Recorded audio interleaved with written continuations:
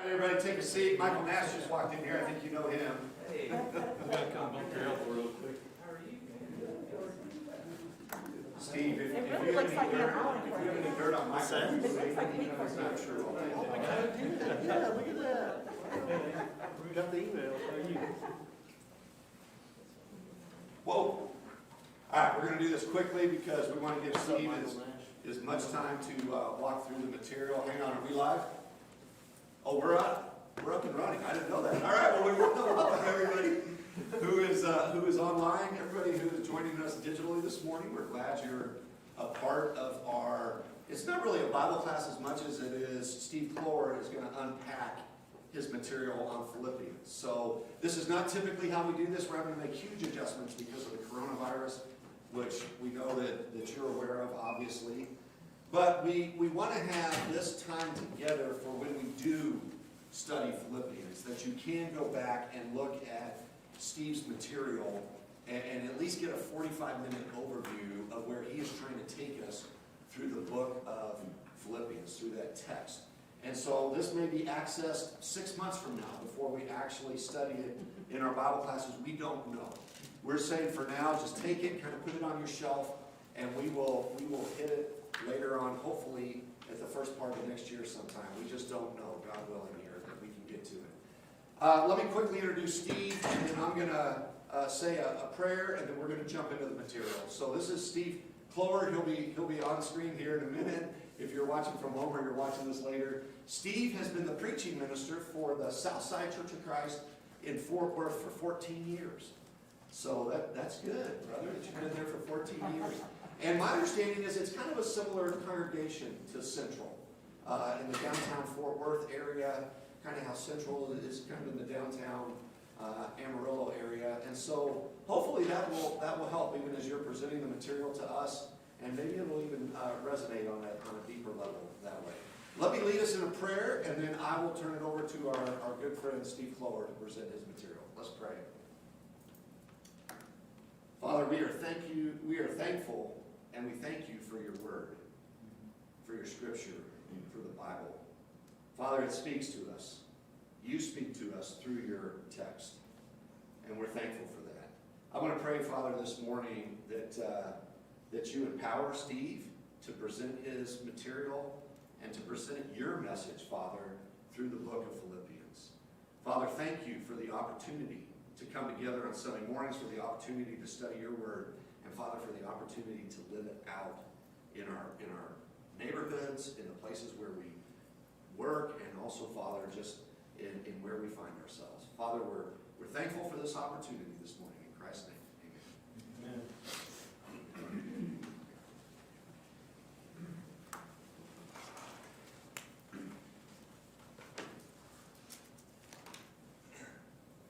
Well, good morning. Good morning. Good morning. Am I on? Can you hear me? Okay, great. Welcome to those that are watching, and good morning to all of you here. And it's an honor to be here. I'm so thankful to be here at Central. I've heard a lot about Central over the years, just through connections with Alan or Blue Haven connections, and so it's good to be here and to see what's going on here at Central. It is a crazy time, and I pray that the Lord is sustaining you during this difficult time. But as I told Greg, I'm just so thankful to do this series. For me, as I worked through these series of lessons, it was encouraging to me. So, at the very least, even if you never get to this curriculum, I was encouraged by putting it together. So for that, I'm thankful. Amen. What I want to do during this 45-minute time period is I want to do about three things. Number one, I want to just kind of talk a brief introduction about the curriculum itself. And then number two, I want to give a brief introduction to the letter of Philippians, kind of some background, and kind of my take on the letter and kind of my approach to the letter. And then number three, I want to actually walk through each lesson of the material, just kind of give you a flavor for what I see the gist of each lesson being, and kind of the approach or the application that I tried to emphasize in the lesson. So hopefully we can do all that in 45 minutes. I'll try to move fairly quickly. But first of all, let me just talk a little bit about the curriculum. And so the way I did the curriculum is There's 10 lessons, so there's an introductory lesson that's not counted in the 10 lessons. The introductory lesson is basically what I'm going to be preaching during the worship service, and then there's 10 other lessons that basically walk through the whole letter of Philippians, and so it pretty much covers the whole letter piece by piece. The way I structured the lessons was that I just kind of, I didn't offer a lot of teaching activities, frankly, just because I was thinking every class probably was going to take it and make it their own. And so I kind of have the lesson, I have certain little application points in the lesson, different things within the lesson, work through the text and the lesson. And at the very end, I have some discussion questions. So at the very least, if you're working through the lesson in your class, you can discuss these key points. At the top of every lesson, I have kind of a main thought, which is, if you were to summarize this lesson into one sentence, what's this all about? It's this sentence. That's the key thought. And then, what is the key question that I really want us to dwell upon in this lesson? Well, that's the question at the top. So that's meant to kind of guide you. And then hopefully, as you walk through the lessons, you'll say, hey, this is a really good point. I want us to discuss this, or I want us to wrestle with this, or there's an activity that I want to do that would apply to this. I hope you'll do that. Hope you do that. There are a few times within the lessons where I give some illustrations, maybe like a certain YouTube video or a certain story that, you might want to show that video, or you might want to tell that story, and I hope you will. That's just another way to kind of bring a connection, kind of a temporary connection to what we're talking about in the letter of Philippians. At the very back of the curriculum, I have some bibliography recommended resources, and I want to just mention a couple of these really quickly. Among the articles, there's a couple of articles that you can just find online easily, and I would recommend Bruce McClarty's material. He used to be the president of Harding University. Before that, he was the preacher at College Church of Christ in Searcy, which is where I grew up attending. And I actually heard him preach on Philippians as growing up. And he did the Austin Grad School of Theology Sermon Seminar several years ago on preaching through Philippians. His material's online. You can just go and click on it. I'd encourage you to access that when you're going through these lessons. I've used some of his illustrations in my lessons, and so I think that's some good material to go along with it. In terms of the books and the commentaries, if you could only buy one commentary, one book, as you teach these lessons, I would recommend Gordon Fee's commentary on Philippians, the IVP New Testament commentary. It's a shorter book. It's easily accessed. It focuses on application. Also, I really like Gordon Fee's approach to the letter of Philippians. It kind of matches my approach. He used the letter as kind of a letter of friendship between Paul and Philippians, and the friendship between these two is united through the gospel. And that's kind of my approach to the letter. So that's the commentary I would recommend. Also, I would recommend Michael Gorman's book, Becoming the Gospel. I've read several things of Michael Gorman. I really like what he writes. And that book, it's not specifically about Philippians. It's really about Paul and his letters. But he takes this approach that what Paul is trying to do in many of his letters is he's trying to get the church that he's writing to become the gospel. And I'm going to talk about that in my sermon this morning. But I think what Gorman writes, he talks about Philippians 2 in this book as a key part of what Paul's trying to do.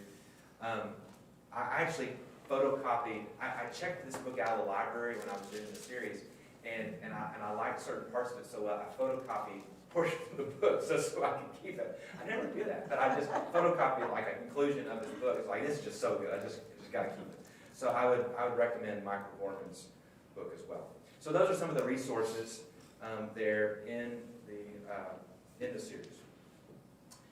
So let me talk a little bit now about the letter of Philippians and just kind of do some introductory comments about this letter.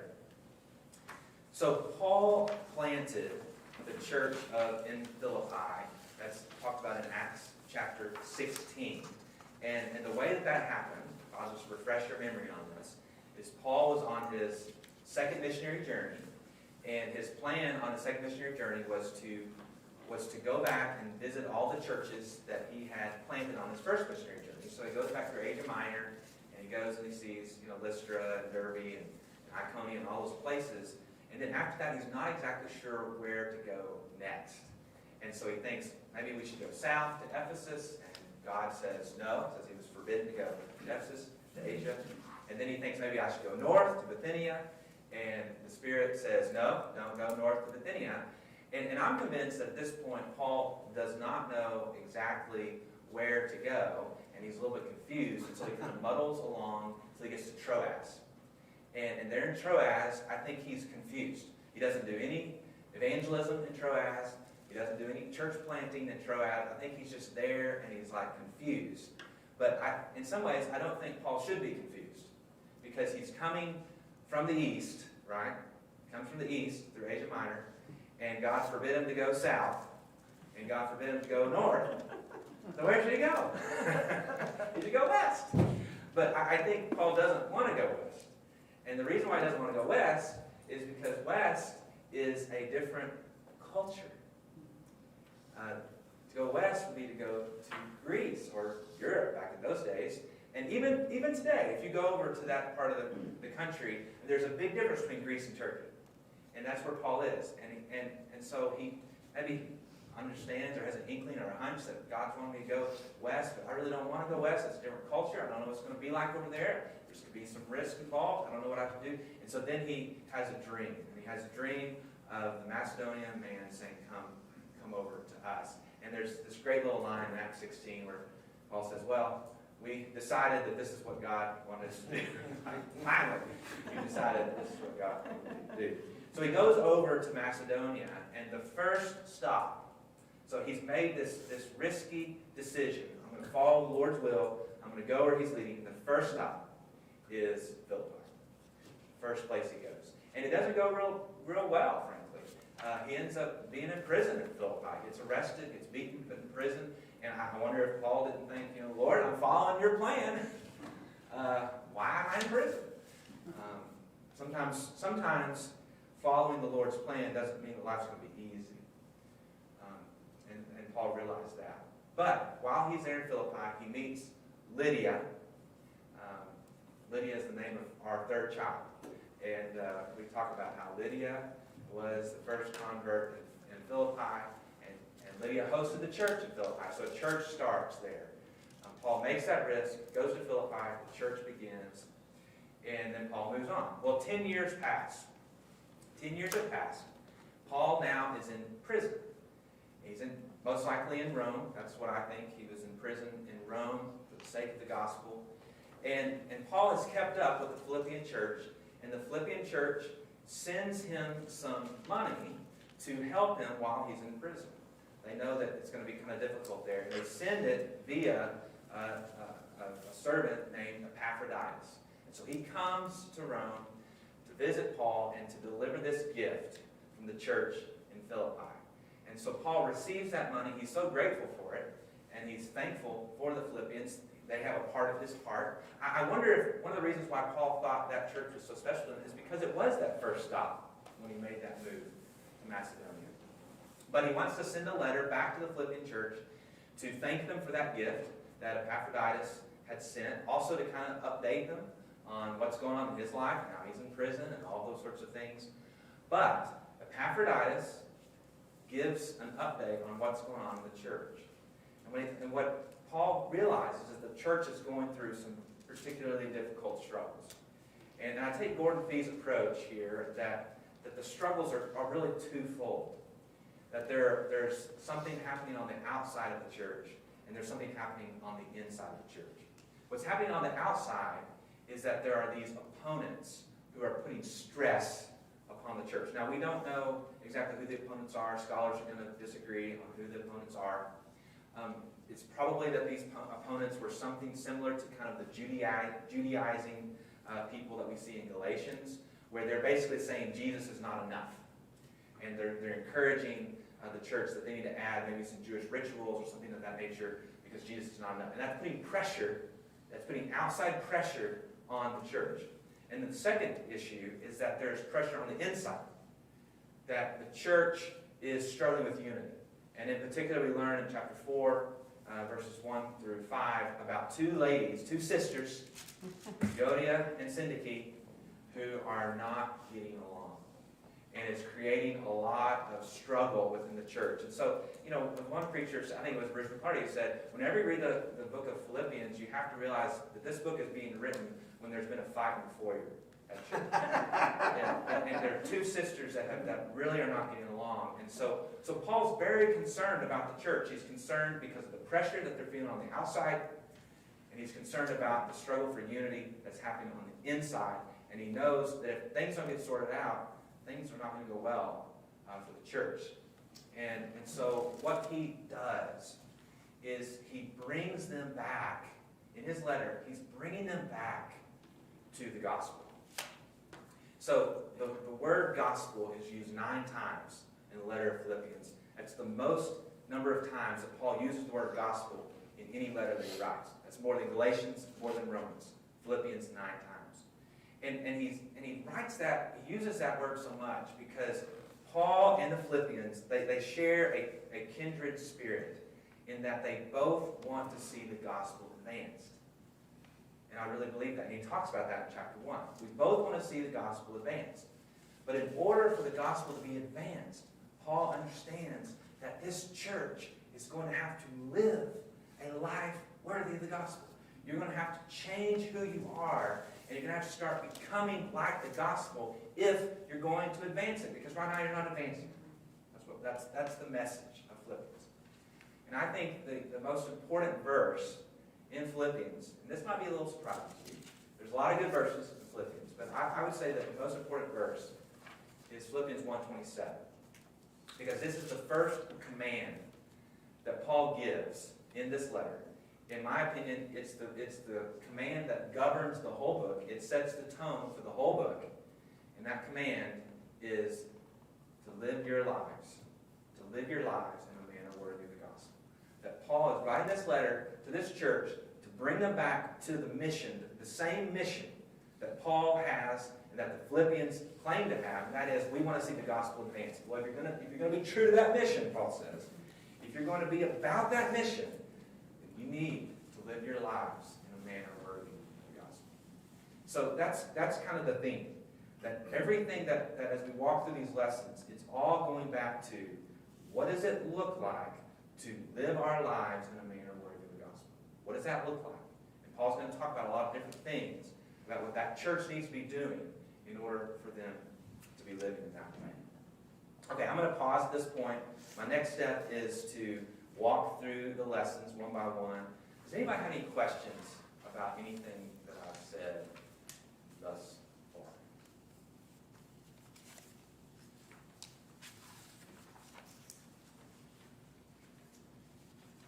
Okay, then I will keep going. Let's just walk through the lessons here and see if I can show up here. Oh, what happened? Yeah, I lost my screen. Sorry, brother. That's all right. Oh, what happened?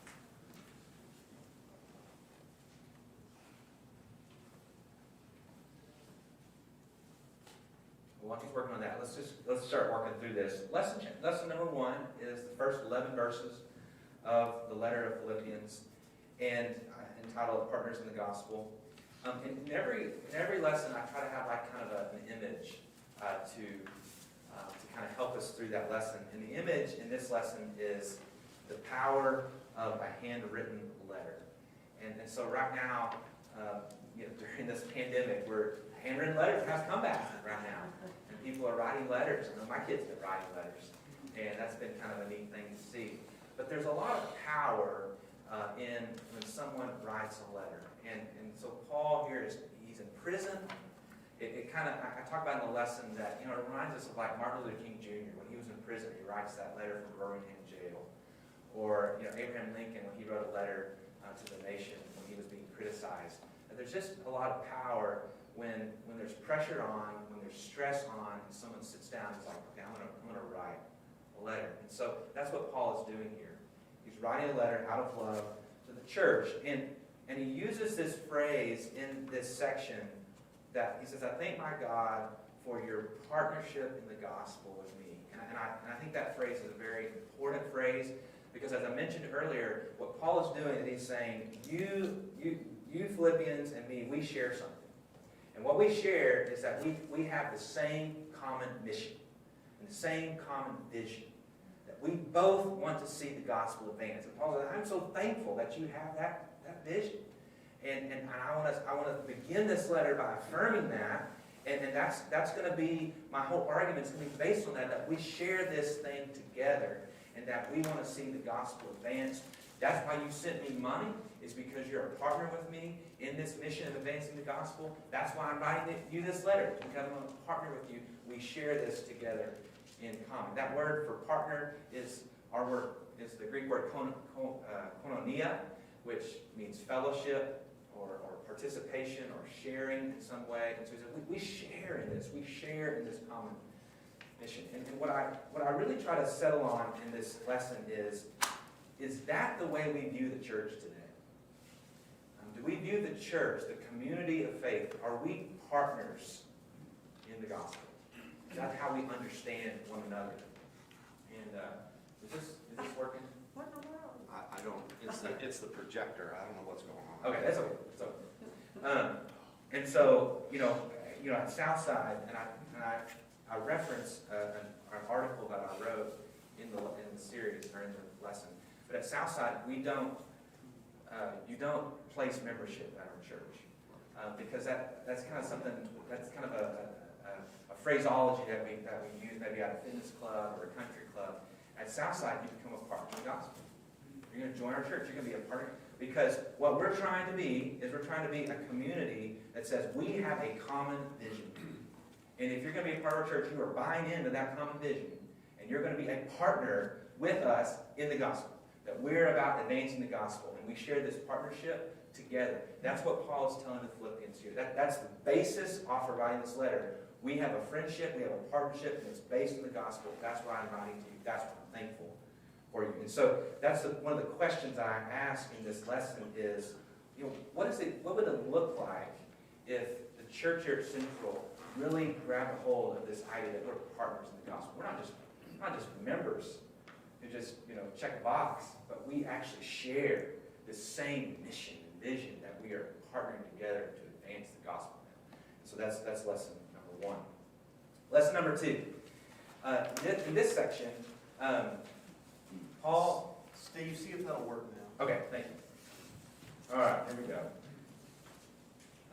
There we go. Lesson 1, partners in the gospel. Okay, lesson 2, I call this the gospel above all.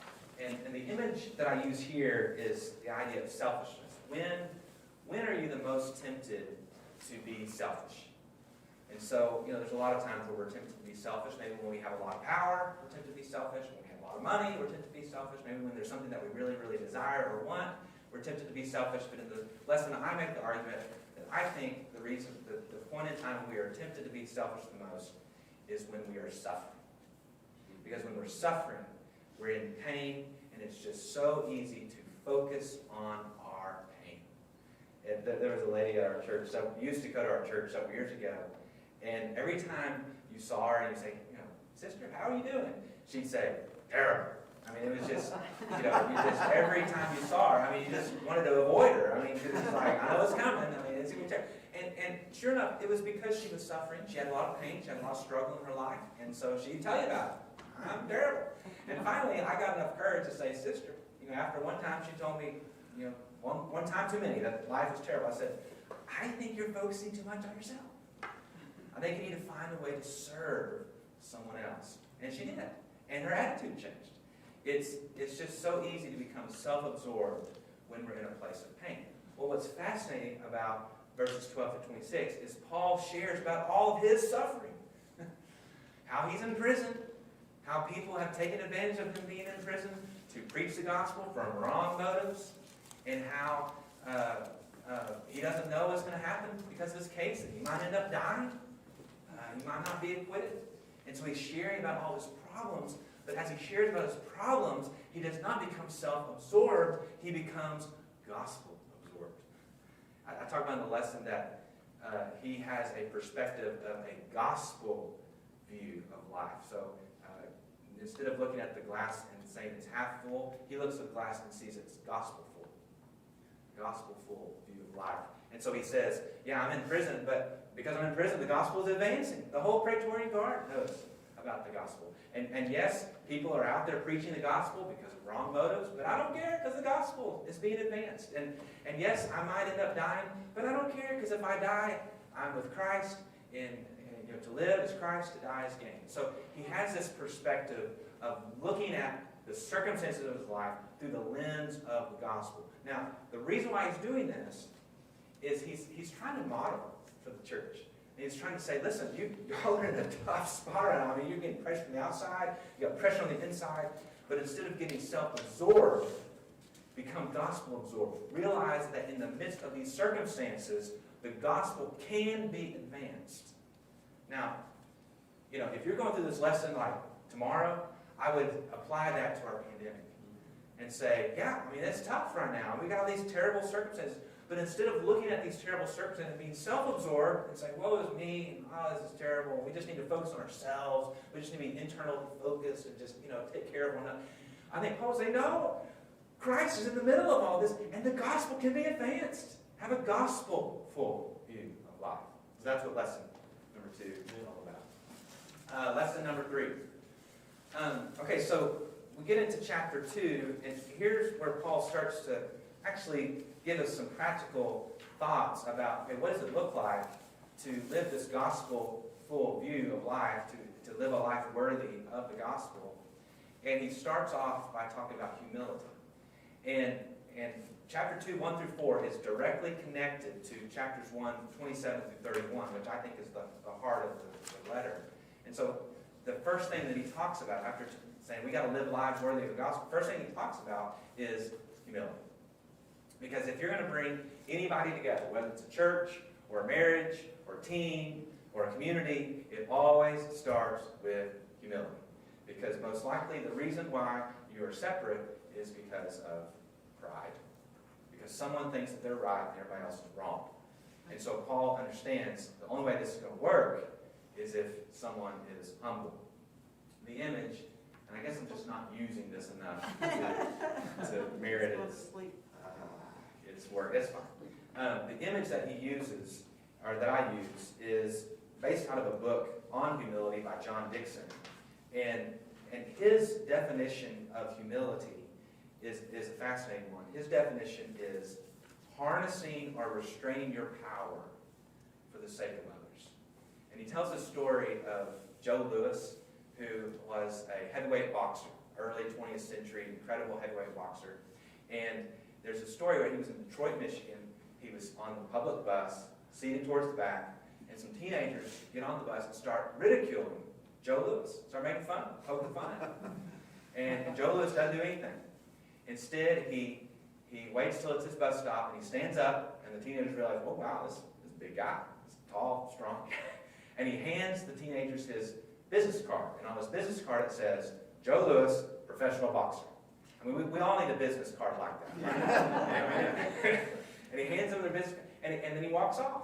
And the teenagers realize, we were picking on a guy who had a whole lot of power and could have just beaten us to a bloody pulp. But he restrained his power for the sake of others. And so that's kind of what humility is. That's what Paul is asking to do. Some of you in the church, Paul says, are going to need to restrain your power, or restrain your freedom, or restrain some of the resources you have for the sake of others. And if you'll start considering others more important than yourselves, then we actually can come together and advance the gospel. That's lesson 3. So let's move on to lesson 4. 3 or 4? I get off. Okay, lesson 4. Philippians 2, 5 through 11. This is maybe the most well-known passage in Philippians, the Christ hymn, probably one that we've memorized. It's really good.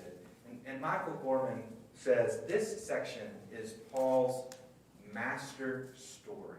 I like that idea. This is his master story. This is the center of his faith, and this is the center of the gospel, of which he's calling the church to emulate. And the image that I use in this series, or this lesson, is an orchestra. So how do you bring an orchestra together when you have woodwinds, and you've got percussion, and you've got flutes and trumpets, and all these things? How do you bring them together to where they're in harmony, where they're on the right beat, right time? How do you do that? And there's a tradition in orchestras that before they play, that the oboe will play the note A. And when that note A goes out, then everybody kind of tunes their instrument to that note, and that way everybody knows they're on the same page. And you can find like a video on YouTube of an orchestra doing this. But anyways, I use that as an image here. Okay, how do you bring a church together? How do you got two sisters who are fighting, you got all this pressure. How do you bring them together? Well, you tune everyone to note A. And what is our note A? It's this story, this master story of the gospel. And so if we can all get tuned to this story of chapter 2, 5 through 11, then we're going to be marching in the same direction. We're going to be advancing the gospel. And a really good description of chapters 2, 5 through 11 is something I found from Tom Long, actually in his commentary on Hebrews, but it applies here to Philippians. He uses this imagery of the parabola of salvation, which I actually was a math major in Harding, so I like talking about parabolas. Kind of amazing. But so a parabola is a line that starts up here, and then it takes a dip, and then it goes back up. And Tom Long says that's a really good illustration for this hymn, this Christ hymn. That it starts up top with Christ, who being in very nature God, did not consider equality with God something to be grasped. So he was God. And then yet he took this downward descent, became obedient, became a servant, humbled himself, became like a man, became obedient to death, even death on a cross. And then makes this ascent back up, in that God the Father has exalted him to the highest place, given him a name that is above every name, that the name of Jesus every knee will bow, every tongue will confess that he is Lord in the word of God the Father. And so it's the parabola of salvation. Now, Paul is giving us this gospel song, this note A, so to speak, this master story. He's giving it to us, and this is very important for us to remember, not simply to teach us about the divinity of Christ. Okay? He's giving this to the church because he's saying, this is the story you should be living out. If you want to live lives worthy of the gospel, this is the gospel. This is the way you're to live out. You are to take that downward descent like Jesus. You are to go that path of humility, that path of service, that path of obedience and submission. You're to take that downward descent if you're going to live out lives worthy of the gospel. Okay, let's go to the next lesson here. Lesson number 5, Philippians 2, 12 through 18. Okay, so we get to this point in the letter, and Paul's talked about humility. He's talked about this master story of living that note A, being tuned to note A, the master story. I wonder if at this point in the letter, one of the brothers and sisters of Philippi raised their hand and said, excuse me, I have a question.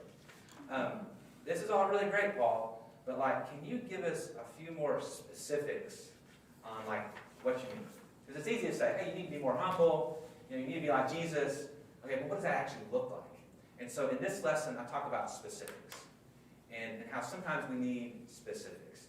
If your spouse tells you to go to the grocery store and gives you a list of milk, bread, and eggs, and you're like, oh, that's straightforward. I can do that. You go to the store, get milk, bread, and eggs, you come back.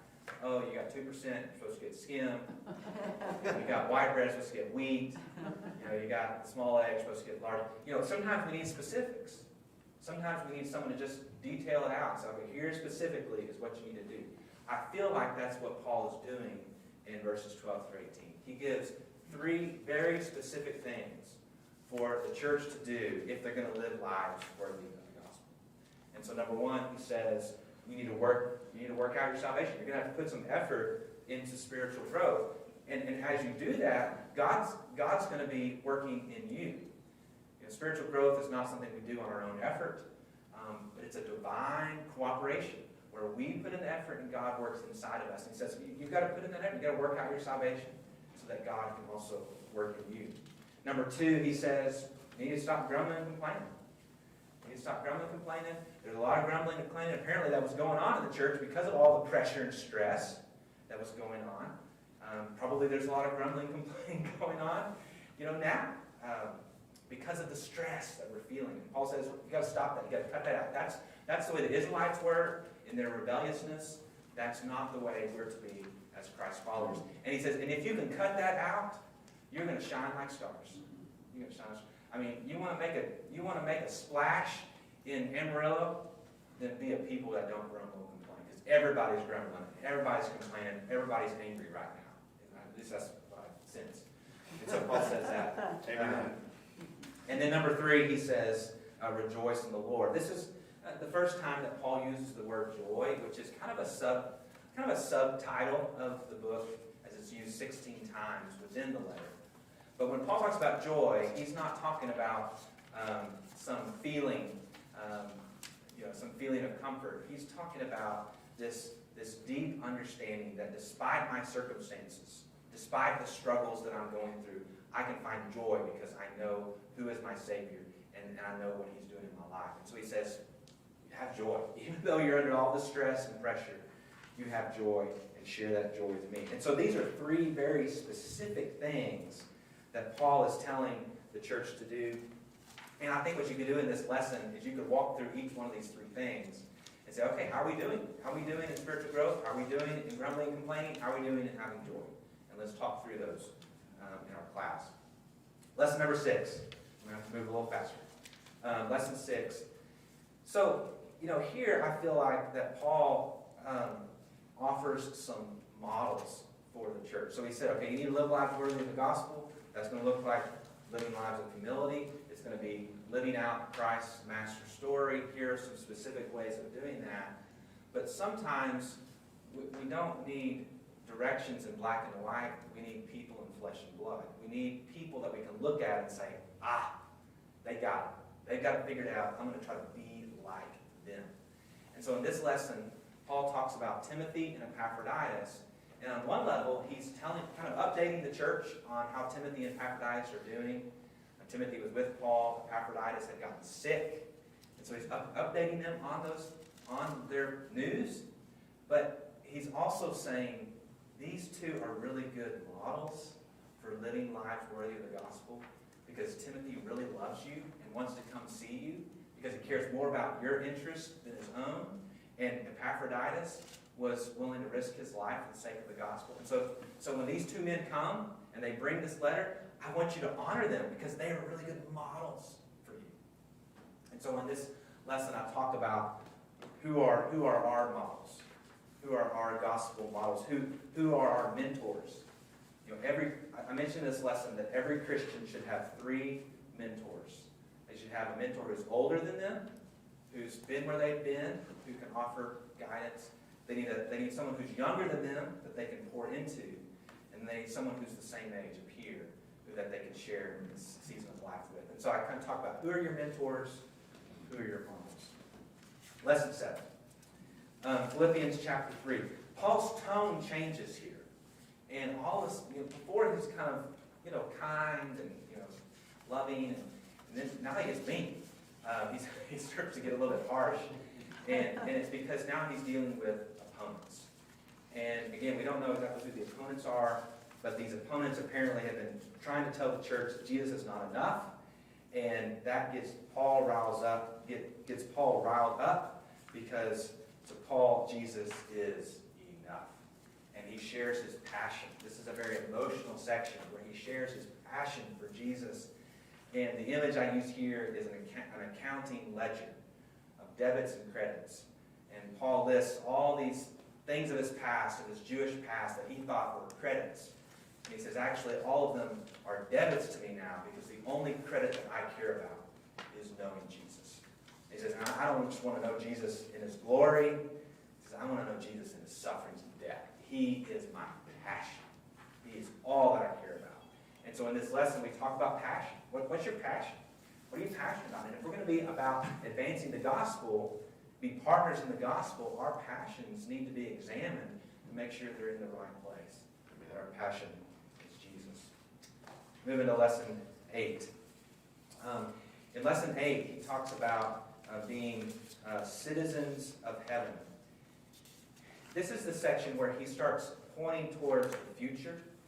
And what he's doing is he's showing a difference between where the church should be and where those opponents are. Because these opponents, he says more about these opponents, that they're just focused on earthly things. They're focused on their stomach. They're focused on their belly. They're focused on what's here and now. And Paul says that's not where our focus is. Our focus should be ahead. It should be pressing forward ahead. And he uses two images to emphasize this. Number one, racing, running. A good runner is going to be focused straight ahead, not looking back. And then number two, politics. As I'm going to mention in my sermon, Philippi was actually a very politically active city. And people were really patriotic and proud to be Roman citizens. And they were a Roman colony. And as a Roman colony, they kind of were there to promote Rome. And Paul takes that idea and he plays off it and says, actually, as a church, we're to be a colony of heaven. Not a colony of Rome, but a colony of heaven. And we're not to be good Roman citizens. We're to be good citizens of heaven. And so that's where our focus needs to be, is on the future. And in this lesson I talk about, if our focus was ahead on the future, how would that influence our present? And if our focus is on the future, if we really are citizens of heaven, if we're a colony of heaven, seeking to bring heaven here, that's going to change the way we live day to day. It's going to change our priorities. It's going to change how we use our money. It's going to change our loyalties. It's going to change our affiliation. It's going to change so many things. And so Paul's trying to get us to look ahead. Then lesson 9. Let's move to lesson 9. Chapter 4, 1 through 4, that's the money section. Okay? This is where Paul really talks about the problem. So he said so much about the solution. We need to live life worthy of the gospel. That means humility. That means living out the way of Jesus. That means not grumbling, complaining. That means following the example of Timothy and Epaphroditus. It means looking ahead. It means having a passion. Because he's laid all this groundwork where now he's ready to talk about the problem. And Paul does something that he rarely ever does. He calls names. He starts pointing people out.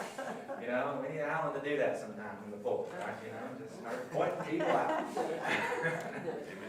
Amen. Euodia and Syntyche, you sisters that Paul loves, he's like, you need to get together. Now, what's interesting is this section is tied to chapter 1, verses 27 through 31. That section that I think is the heartbeat of the book. He uses some of the same phrases. He says that they need to come together as one, that they've contended for the faith, which is actually a Greek word for athlete. They've contended for the faith. He talks about that they need to come together in unity. And what I love about this lesson is that Paul does not tell Euodia. He does not say, Euodia, I tell you what, why don't you go to Thessalonica? And Syntyche, why don't you go to Berea? Y'all just let's compromise. And y'all just go to those churches over there and you can work the... No, Paul says, you guys work this out. And I know this is a class, but I'm going to just preach for a second. We need to do this a lot more in our churches. It's for too long, people get mad and they're like, I'm going to go to this church over there. And somebody would say, listen, we got to work this out. And maybe I'm going to have to be humble. Maybe you're going to have to be humble. But we need to do the hard work of unity. Christian unity is worked out one argument at a time. And so this lesson is about encouraging us to do that hard work of unity. And then lesson 10. Lesson 10 is on giving. So, Greg, whenever y'all do this series, you want to plan lesson 10 right before you'll have a big giving Sunday.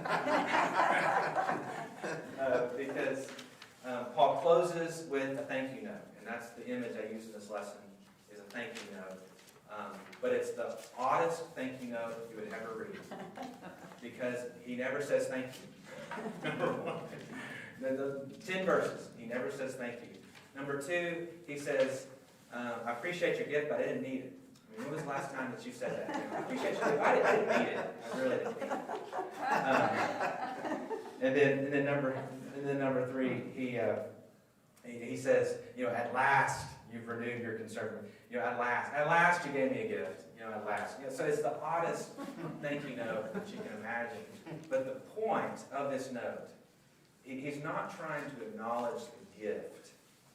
He's trying to affirm the heart. There's a big difference there. That there was a heart behind this gift. And the heart behind that gift was that they wanted to advance the gospel. And Paul's saying, I see that in you. I see that you wanted to advance the gospel, and I'm thankful for that heart. I didn't need the gift, but I'm thankful for that heart. Because we share that heart. Because we both want to see the gospel advance, and I'm thankful that you have that heart and that you demonstrated that by giving this gift. And so, one thing I say in this lesson is that, we give for a lot of reasons. Sometimes we give because, we want to be pleasing to God. Sometimes we give because, well, this is just a really good work, and I want to support this good work. Sometimes we give because, man, I just love these brothers and sisters, and I love what they're about, and I love the heart that we share, I love the mission we share, that we're partners in the gospel, and because I love these people, I'm going to give.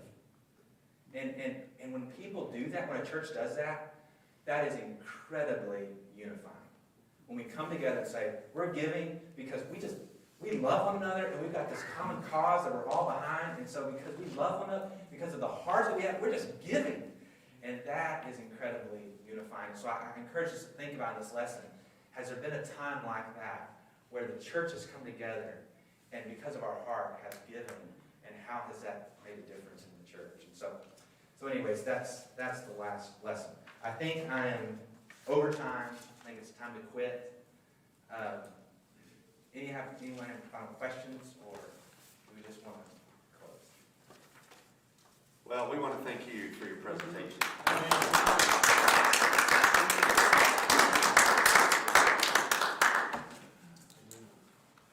Thank you, guys. Thanks, Steve, and we look forward to your sermon this morning.